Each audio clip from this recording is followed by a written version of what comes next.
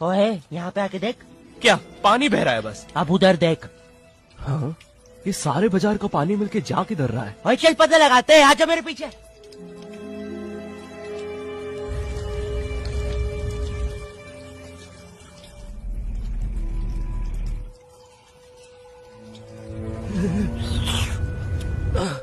Finally अब हमें पता चलेगा कि ये सारा गंदा पानी जा किधर रहा है। ओह बाय द वे, हमें यहाँ आने में बस 3 मिनट ही लगे हैं। तुम्हें मोन्टाज देख के लग रहा होगा हमें यहाँ आने में साल लग गए हैं, लेकिन ऐसा नहीं है। वो क्या है, मंगलवार बाजार का मौसम बड़ा तेज चेंज होता है और ये पापे की तो हर 15 मिनट में दाढ़ी बढ़ जाती है। फुल मून के दिन तो साला भेड़िया ही बन जाता है। ओए तो फुल मून के दिन भेड़िया भी तो पापे बन जाता है।